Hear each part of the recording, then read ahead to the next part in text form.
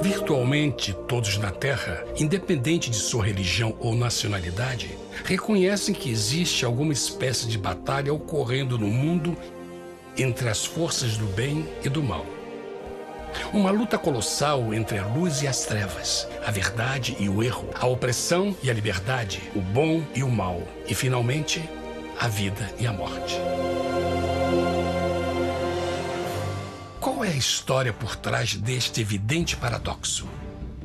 Muitas religiões, assim como a Bíblia, ensinam que além deste véu tridimensional do mundo físico que vemos, existe outro mundo espiritual que não podemos ver. Nesta realidade invisível ao nosso redor, se desencadeia uma batalha titânica entre o herói supremo e justo contra o vilão mais cruel e maligno. A grande pergunta é: quem são esses personagens e como e onde começou esta crise cósmica? Este é o maior mistério de todas as épocas e a história mais fascinante e verdadeira que jamais tem sido contada. Esta crise envolve cada pessoa sobre a Terra. Sim, cada pessoa.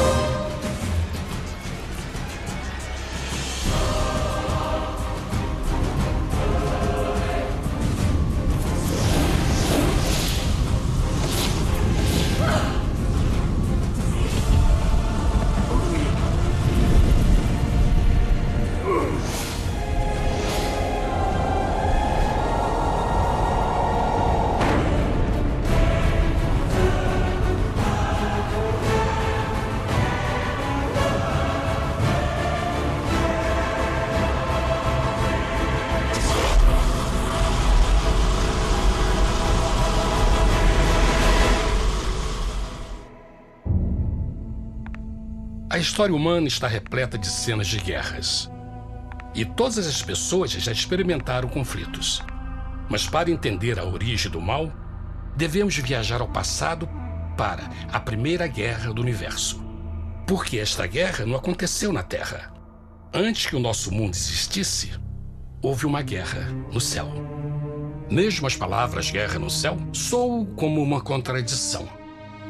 É quase inimaginável para nós que pudesse haver batalhas e conflitos entre as criações de Deus no paraíso. O que pode ter causado este conflito celestial? Graças a um livro antigo chamado Bíblia, temos detalhes suficientes para poder juntar as peças e desatar os nós. Mesmo que trágica, é uma extraordinária e bela história de amor que vai desde o princípio dos tempos até tocar pessoalmente a você, a mim e a cada indivíduo na Terra. Nossa história começa há muito tempo atrás na capital do universo. Em um lugar chamado Céu, que estava repleto de seres angelicais que amavam fazer a vontade de Deus.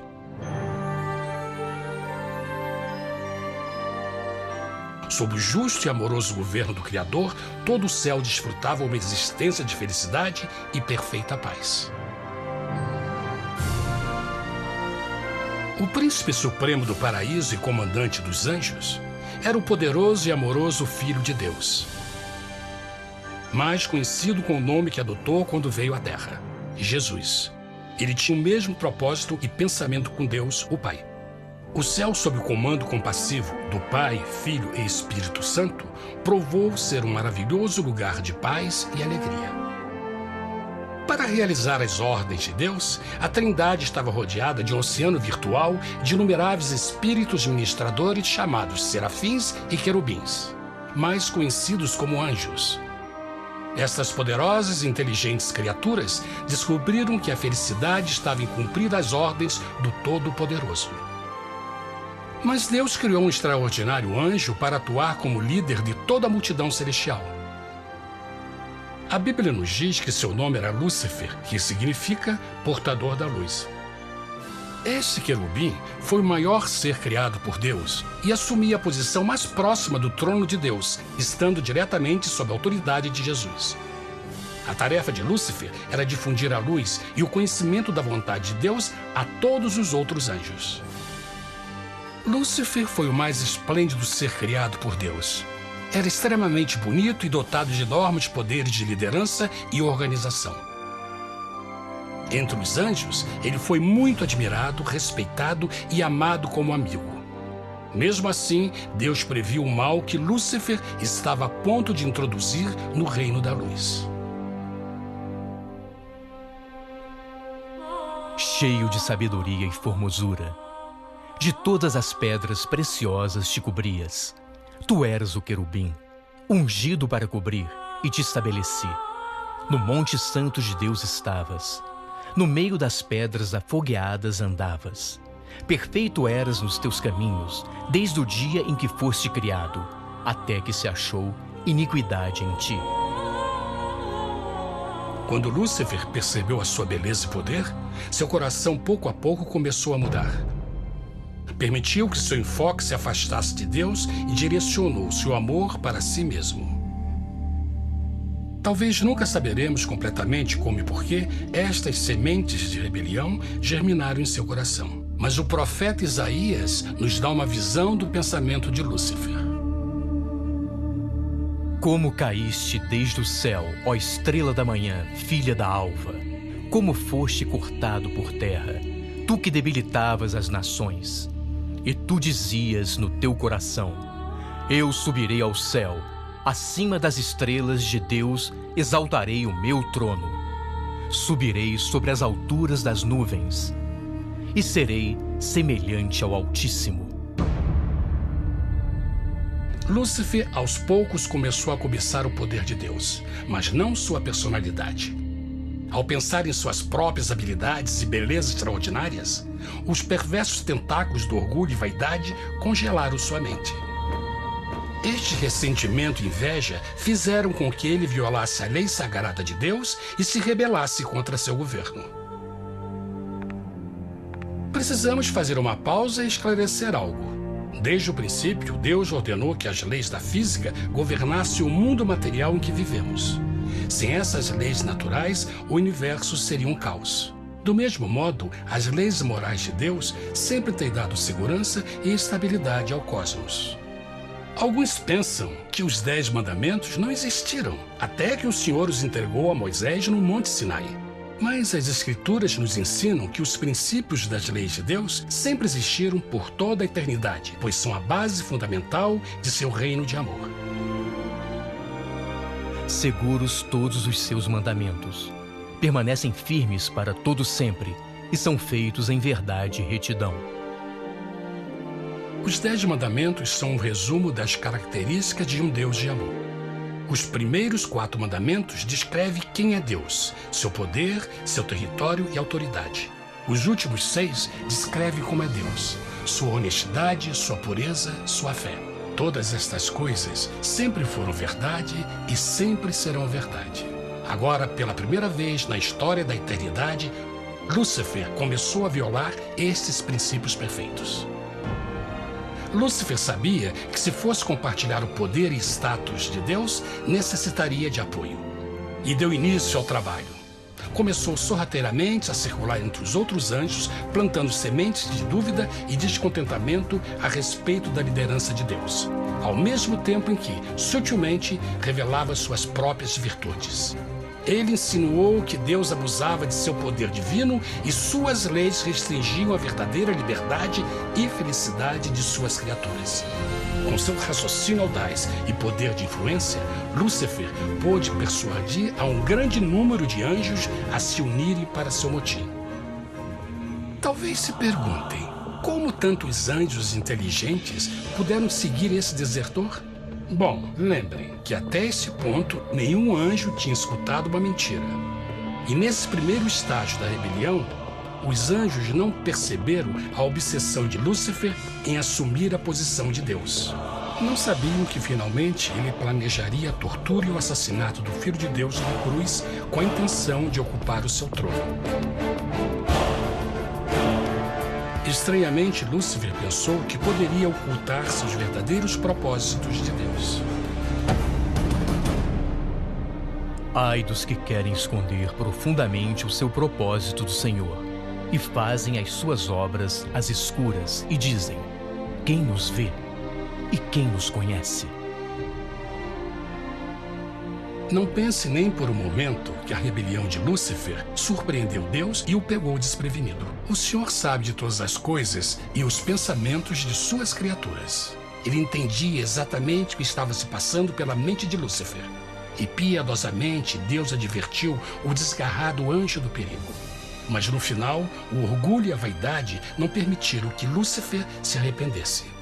Então, iniciou a rebelião total contra Deus em vez da humilde obediência. Alguns podem perguntar: isso significa que Deus criou um anjo defeituoso? Não, mas ele criou Lúcifer com livre-arbítrio. Verão que o livre-arbítrio é uma coisa maravilhosa, mas também muito perigosa, incluindo o risco de uma rebelião e a possibilidade de que o amor de Deus seja rejeitado. Vejam que o amor real não pode vir de uma criatura pré-programada e não pode ser forçado, deve ser voluntariamente dado. Por exemplo, mesmo que seja bonito este cachorro robô, na verdade, nunca poderá amar-me. Posso fazer que pareça que me ame, mas só estará seguindo instruções pré-programadas. Não tem opção. Por outro lado, este pequenino está realmente feliz em ver-me. Ele decidiu dar-me seu afeto. E com o tempo, nossa relação se fará mais forte, enquanto eu ame e cuide bem dele. Do mesmo modo, um Deus de amor só quer amor verdadeiro de suas criaturas. E para que isso aconteça, elas precisam ter o livre-arbítrio. A rebelião de Lúcifer é a maior evidência de que ele tinha esta liberdade. Agora, a grande pergunta é: como Deus enfrentaria esta crise? Como lidaria com Lúcifer e com os milhões de anjos que se uniram nessa rebelião? Muitos questionam por que Deus não acabou imediatamente com a rebelião. Afinal, ele poderia facilmente vaporizar Lúcifer com um raio. Mas isto teria solucionado o problema? Não, pelo contrário. Isso só teria intensificado as dúvidas e suspeitas que Lúcifer havia plantado na mente dos anjos. Lembrem que Lúcifer sabia, como ninguém mais, da engrenagem interna do governo de Deus. Sua destruição seria vista como parte de uma grande armação, e a razão que o motivou a servir Deus teria sido o medo da represália e não o amor. O Senhor sabia, na sua sabedoria, que a melhor forma de enfrentar a crise era permitindo que tudo seguisse o seu curso. Esta seria a única forma de se assegurar que o mal não se ergueria outra vez. Deixai crescer ambos juntos até a ceifa. E por ocasião da ceifa, direi aos ceifeiros: colhei primeiro o joio e atai-o em molhos para o queimar, mas o trigo ajuntai-o no meu celeiro. Na parábola do joio e do trigo, Jesus descreve que um tempo de crescimento é necessário para que uma planta revele sua verdadeira natureza. No seu entendimento infinito, Deus sabia que com o tempo, o caráter real de Lúcifer seria exposto e que os amargos frutos de sua rebelião seriam vistos. Até agora, os cidadãos do universo não estavam familiarizados com o pecado e até onde os levaria. Mas isso mudaria quando eles vissem por si mesmos sua terrível natureza autodestrutiva. Afinal, a sabedoria e o amor do governo de Deus seria para sempre confirmado e o universo estaria seguro. Quando Lúcifer e seus seguidores revelaram abertamente sua rebelião, o Senhor soube que não haveria paz se permitisse que eles ficassem no céu. Deveria impor um limite, entrar em ação e enfrentar os rebeldes.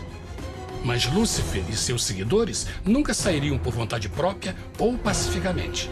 O passo seguinte foi a guerra. E houve batalha no céu. Miguel e os seus anjos batalhavam contra o dragão. E batalhavam o dragão e os seus anjos. Mas não prevaleceram, nem mais o seu lugar se achou nos céus.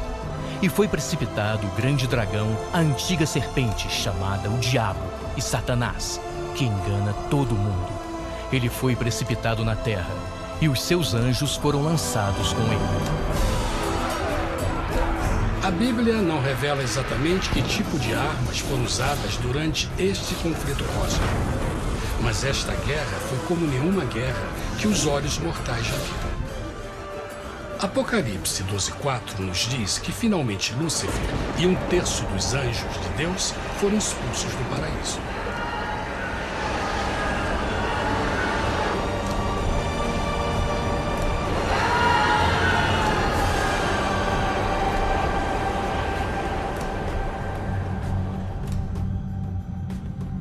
Mas e agora? Lúcifer tinha milhões de anjos ao seu lado, mas precisava de um pedaço de chão para continuar sua rebelião. Rápido, muito rápido, o universo começou a entender o quão doloroso e caro o pecado poderia chegar a ser. Mas a guerra não tinha terminado, apenas começava. Lúcifer, o portador da luz, agora virou Satanás, o adversário.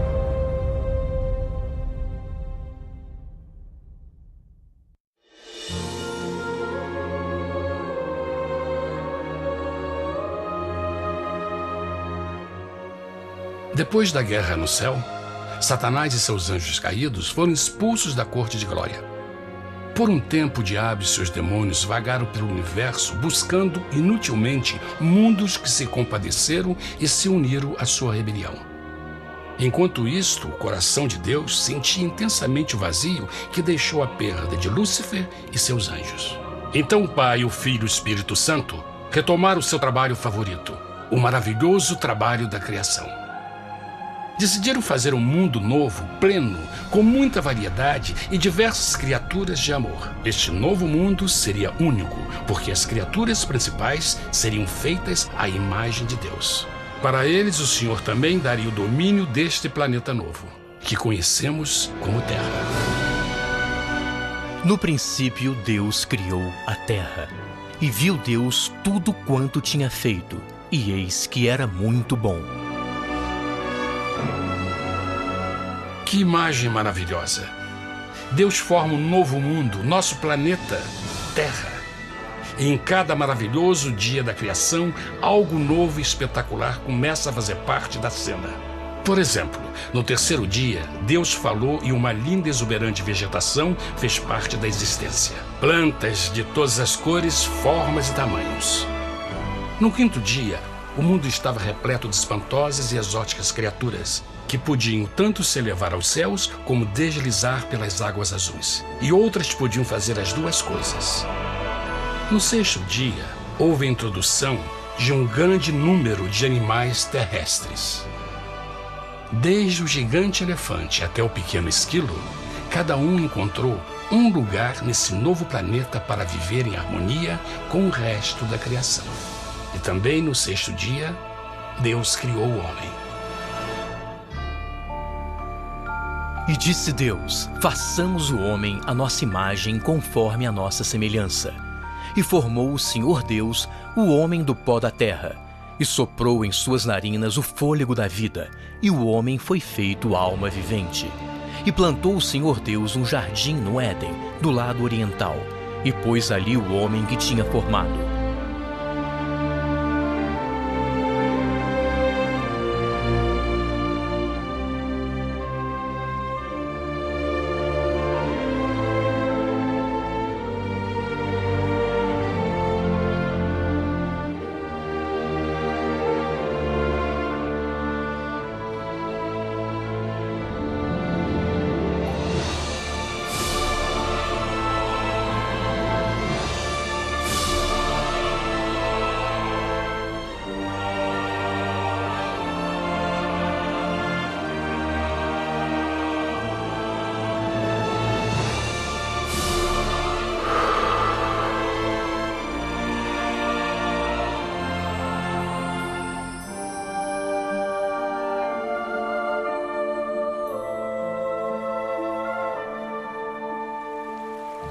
Mas que grande honra ser criado à semelhança de Deus, ser um indivíduo com liberdade de pensamento. No princípio, o homem não percebia a sua nudez. Provavelmente porque antes do pecado ele estava vestido de glória e luz.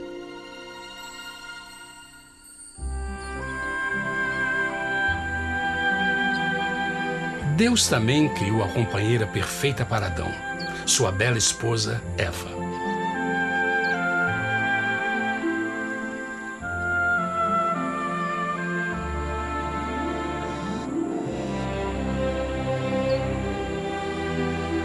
O feliz casal foi colocado em um magnífico jardim perfeitamente projetado para aumentar sua felicidade.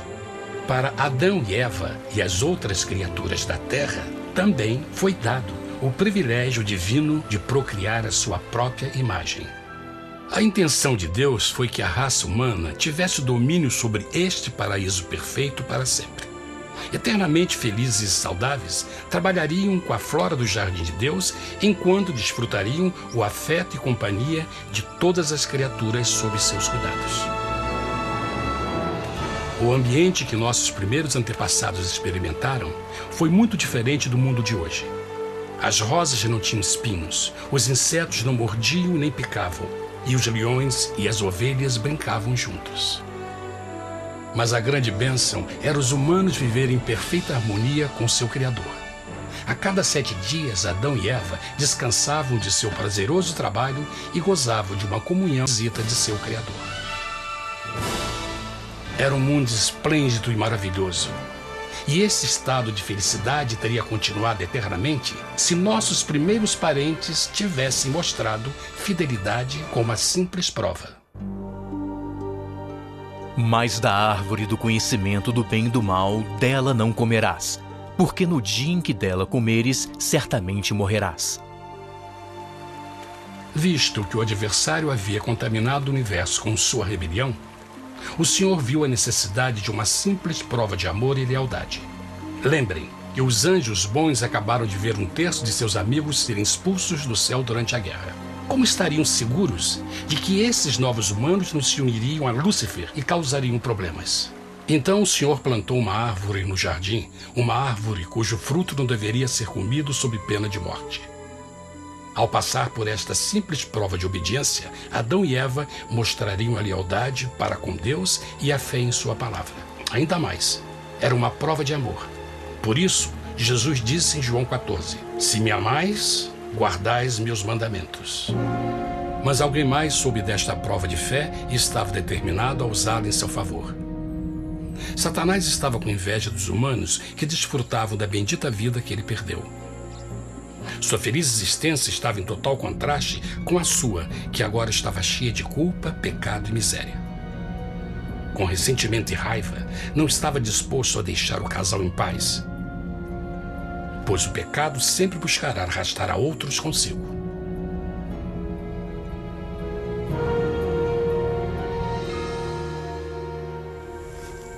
Então um dia, quando Eva estava concentrada em seu agradável trabalho, se viu sozinha e muito perto da árvore proibida. Foi quando Satanás viu sua oportunidade. Através de uma serpente hipnotizante, o anjo caído chamou Eva até a árvore e a envolveu em uma conversação.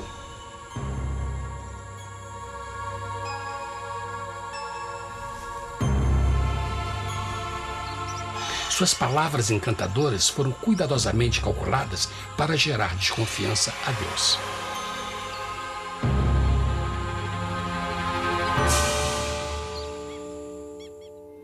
A serpente replicou à mulher: "De modo algum morrereis.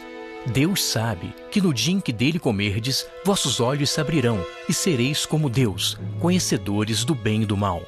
A mulher notou que a árvore era boa para comer, pois era atraente aos olhos e desejável para alcançar sabedoria. Colheu o seu fruto e comeu. Deu também ao seu marido, que comeu assim como ela. Tragicamente, quando Eva escutou a suave e sedutora voz do tentador, começou a ter certas dúvidas da palavra de Deus. A serpente enganou-o com a promessa de grande poder e sabedoria. Isso chamou sua atenção. Além disso, Aparentemente, o fruto deu à serpente a habilidade de falar. Que outros poderes poderia dar a ela? E mesmo tendo acabado de conhecer a serpente, ela confiou em sua palavra acima da de Deus, quem a criou, e lhe deu um paraíso para viver. Então, Eva comeu o fruto proibido e convenceu seu esposo a fazer o mesmo.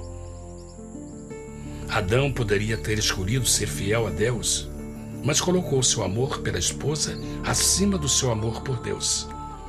Quando os nossos primeiros parentes mostraram lealdade ao inimigo, o domínio da terra foi tomado por Satanás.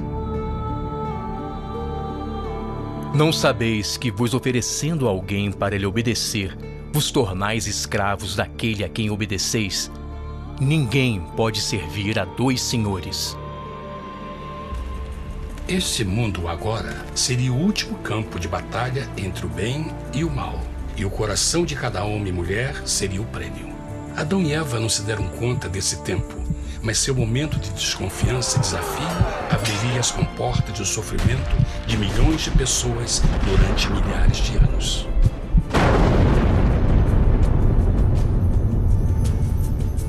Portanto, como o pecado entrou no mundo por um homem, e por ele a morte, e assim a morte transmitiu-se a todos os homens naquele em quem todos pecaram. Nossos primeiros parentes logo enfrentaram o terrível resultado de seu pecado. Em estado santo, Adão e Eva resplandeciam com túnicas de glória. Depois de pecarem, suas túnicas naturais de luz se desfizeram e eles ficaram mortificados com a sensação de sua nudez. Vergonha e temor tomaram o lugar de sua alegria e paz e trataram de cobrir sua nudez com folhas. Agora eles se encontravam sob constante influência do diabo. Ao ceder à tentação, debilitaram sua natureza, e Satanás ganhou poder sobre a humanidade. As pessoas não podiam resistir às tentações do diabo com sua própria força. Por último, e o mais aterrador, se encontravam vivendo sob a pena de morte iminente. Deus havia advertido que a desobediência traria a morte. Já tinha experimentado a morte espiritual. Quanto tempo passaria para sofrerem a morte física também? Nesse ponto, seu futuro não tinha nada mais que escuridão e desespero. Tendo expulsado o homem, colocou diante do jardim do Éden os querubins com o cintilar da espada flamejante, para guardar o caminho da árvore da vida. Como o pecado provocou a expulsão dos anjos caídos de seu lar celestial, agora pela desobediência, Adão e Eva foram tirados de seu jardim, seu lar no paraíso. Tudo à sua volta estava mudando rapidamente, e a humanidade se encontrou suscetível às dores, doenças e finalmente à morte. Até os animais e plantas estavam infectados pela terrível maldição. Os espinhos e cardos agora apareciam em árvores e flores, e os animais que antes eram gentis começaram a se matar e a devorar uns aos outros. O pior resultado foi que o pecado separou a humanidade de Deus. Mas vossas iniquidades cavaram um abismo entre vós e vosso Deus. São vossos pecados que ocultaram de vós sua face, para não vos escutar. Na criação, foram dados a Adão e Eva a honra de falar com os anjos, e até com o Filho de Deus cara a cara. Mas Deus é tão puro e santo que nenhum mal pode existir na sua presença. Agora que os primeiros humanos tinham pecado, Deus afastou sua santa presença deles para a sua própria proteção. O pecado tinha queimado uma parte da alma do homem que já não podia ver a dimensão espiritual. Deste momento em diante, a comunicação com o céu seria limitada. Mesmo com todas estas maldições caindo sobre Adão e Eva, o coração do Senhor se encheu de compaixão. A lei que haviam violado não poderia ser alterada para salvá-los, pois é tão sagrada e imutável como Deus mesmo. O Senhor sabia que havia só uma maneira na qual o homem podia se redimir. Então um plano foi revelado, nascido do fundo do coração de Deus. Um plano para salvar o homem de seu encontro com a morte eterna e restaurar tudo que estava perdido com o pecado. Seria de grande intensidade, alcance e poder, mas seria um plano que também implicaria num enorme sacrifício. O amor de Deus para conosco se manifestou por ter enviado ao mundo seu Filho unigênito, a fim de vivermos por ele. Nisto consiste o amor, não em termos nos amado a Deus, mas em ele nos ter amado e enviado seu Filho para se sacrificar por nossos pecados. As Escrituras claramente ensinam em Romanos 6:23, o custo do pecado é a morte. A lei violada demandava a vida do pecador e só tinha um em todo o universo qualificado como substituto da humanidade. O Criador só podia pagar a dívida de suas criaturas tomando seu lugar. Então Jesus Cristo, o Filho de Deus, concordou em deixar a pureza, glória e segurança do céu. Ele viria para morrer em nome do homem em seu malvado e renegado planeta. Ele nasceria como um inocente e indefeso bebê, suportaria uma vida de dor e vergonha e mesmo assim viveria uma perfeita e vitoriosa vida. Finalmente, ele teria uma morte humilhante para poder ser o substituto da humanidade caída. Por seu sacrifício, a humanidade incrivelmente receberia uma nova oportunidade de ter a vida eterna. Seu sangue seria o resgate para um mundo raptado por Satanás.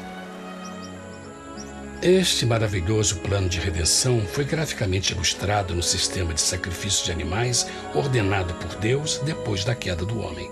O Senhor tinha avisado Adão e Eva que iriam morrer no dia em que comessem do fruto proibido. E como que permaneceram vivos? A Bíblia nos diz que imediatamente depois do pecado, Deus providenciou roupas na forma de peles de animais. É bom notar que o Apocalipse se refere a Jesus Cristo como a ovelha que foi morta desde o princípio do mundo. Isto indica que uma ovelha foi sacrificada no mesmo dia para prevenir suas mortes imediatas. Pela fé, neste sacrifício, suas mortes foram simbolicamente transferidas deles para a criatura inocente.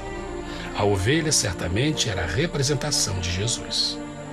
Assim, um raio de esperança foi dado em uma situação de escuridão e desespero.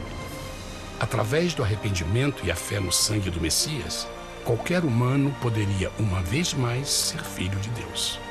Mas mesmo com este grande plano para a humanidade, Satanás ainda tinha o domínio da terra. E a vida na terra não estava fácil.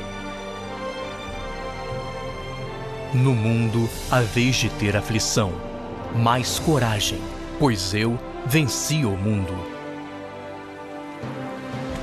Naturalmente, muitos se perguntam: como um Deus amoroso e poderoso permite dores e sofrimentos no nosso mundo atual? Mas está claro desde o Gênesis que Deus nunca quis que nós tivéssemos o conhecimento da dor dessa vida. Quando o mundo saiu das mãos de Deus, a terra era um maravilhoso paraíso. Foi o pecado de Adão e Eva que deu a Satanás o direito de assumir o controle deste planeta. Devido à sua trágica eleição, o diabo e seus súditos ganharam o poder de tentar e atormentar os humanos, introduzindo a doença, a dor e o sofrimento. Talvez fosse melhor perguntar: por que Satanás não tem o controle total da humanidade? A resposta é Jesus Cristo. Talvez já perceberam que a morte de Jesus na cruz deu a cada um de nós a oportunidade de sermos salvos, mas na verdade fez muito mais do que isso. Quando o Salvador ofereceu sua vida para redimir a terra, esse ato poria restrições ao controle de Satanás sobre a humanidade. Satanás não poderia forçar nossa vontade e seu poder de nos ferir seria limitado. O sacrifício de Cristo também nos trouxe um tempo de prova, durante o qual poderíamos ver a diferença entre o governo de Deus e o de Satanás, e então decidir a quem servir.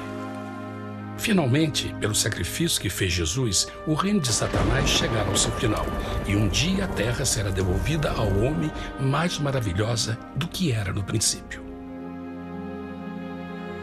Mesmo Adão e Eva tendo começado suas vidas como exilados do paraíso, ainda tinham esperança. Deus providenciou peles de animais sacrificados para se cobrirem. Mas o mais importante, ele prometeu o sangue do Cordeiro de Deus para pagar por seu pecado, se aceitassem Cristo e se arrependessem. Uma grande pergunta permanece: as pessoas aceitariam o grande presente de Deus? Como escaparemos se agora desprezarmos a mensagem tão sublime da salvação? A incrível história que acabaram de escutar é verdade e afeta vocês. Pois, pelo desejo de Satanás de ser Deus e a desconfiança e desobediência de Adão e Eva, todos nós nos encontramos em uma situação perigosa. De um lado, a humanidade foi grandemente favorecida por Deus com uma segunda chance de recuperar nosso lugar no Éden. Por outro lado, se nós desistirmos de aproveitar esta grande chance, nos tornaremos escravos de Satanás e finalmente seremos destruídos quando Deus limpar o universo do pecado. Amigos, não há melhor hora de fazer sua escolha por Jesus do que agora mesmo. Nenhum de nós sabe quanto tempo mais teremos que viver nesta terra. Jesus nos tem mostrado grande interesse no seu bem-estar e seu amor por vocês o levou a providenciar uma maneira de escaparmos de uma futura destruição. Ele quer que você o aceite e se arrependa de seus pecados. Através de Cristo, pode encontrar o perdão para tornar-se como Ele em caráter. A triste notícia é que Satanás atua de todas as formas possíveis para evitar que aceite o presente da salvação de Deus. Devido à nossa rotina da vida, o amor ao dinheiro ou alguma outra distração fascinante, ele trabalha para manter a todos ocupados e afastados do que, na realidade, mais importa, sua salvação eterna. Para que entendam a realidade da situação e que se você não escolhe a Jesus por omissão, está escolhendo a Satanás. Mesmo que a terrível escolha de Adão e Eva nos traga morte e miséria, vocês agora podem tomar uma melhor decisão. Deus está oferecendo uma paz que satisfaz o anseio mais profundo de sua alma e uma alegria que não encontrará nas atribulações deste mundo. O desejo que tem o coração de Deus é que seja salvo e esteja com Ele no paraíso. Mas o único que pode mantê-lo fora do céu é você. Imagine a tragédia que seria se você recusasse este precioso presente. Você pode decidir hoje e aceitar a salvação que Deus prometeu. Na verdade, nesse momento, pode aceitar a vida eterna através de Jesus Cristo. Posso convidá-lo para que acompanhe agora mesmo em uma simples oração, aceitando sua maravilhosa oferta? Por favor, repita depois de mim. Querido Pai Celestial, venho a Ti agora e humildemente pedir Teu perdão. Senhor, confesso que sou um pecador e violei Tua santa lei. Entendo que a pena por esse pecado é a morte. Acredito que Jesus Cristo sofreu e morreu na cruz para receber o castigo por todos os nossos pecados. Acredito que Jesus ressuscitou e eu o aceito como meu Salvador pessoal. A partir deste momento em diante, Te dou o meu coração e o aceito como o Senhor da minha vida. Por favor, perdoa todos os meus pecados e envia Teu Espírito para ajudar-me a fazer a Tua vontade. Te agradeço por Teu grande amor e aceito Teu presente da vida eterna. E eu oro tudo isso em nome de Jesus. Amém.